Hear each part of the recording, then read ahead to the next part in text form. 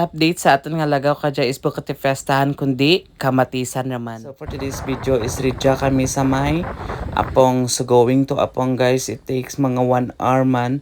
So maagi ka mo ridya sa may Villa Hermosa kag maagi mo ka mo ridya sa may barangay kang Villapont. By the way guys, ang apong is part pa tana kadya ka Sibalam, so mga bukid part pa dya kang Sibalam ridya sa may Antique. So shout out ka lang gali guys sa mga followers natin from San Remeo. So thank you so much gid sa pag-follow.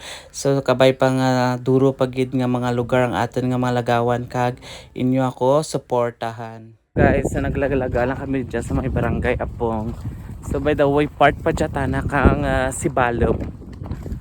So amo gali dyan guys sa may dalam ang anda nga baryo kang Apong. So nagnaog kami ridya para nga makita naman ang sanam kaman kabarkada nga si Sir Memar. So medyo nami rin dya ang barangay kang Apong kay may mga gym.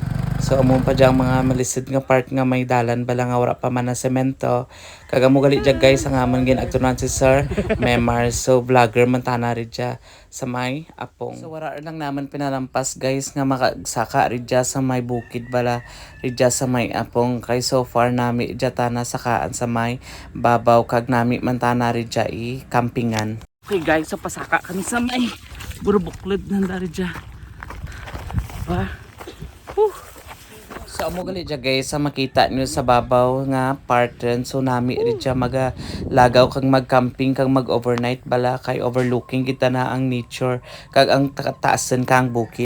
So may pinatinda gali dyan guys nga balay-balay si Sir Memar. So amo pa dyan sara ka negosyo dahil Sir Memar man ang pag-tanam bala kang kamatis. So wala natin pinalampas nga makabakal man rin dyan kita kamatis kay barato ang pagbaligya ng dari dyan. So laingit kun sa Banwarin ang baklanay balahaw kay medyo mahal man. So nagtry man kita rin dyan guys nga tawag dyan kamatis speaking rin dyan sa may barangay kang. So isara man dyan gali guys nga para nga buyan rin dyan sa mga nga dyan nga lugar, especially dyan sa may barangay kang Apong. Okay guys, dami na ng kamatis. Daming kamatis. So guys, bumili kami ng kamatis.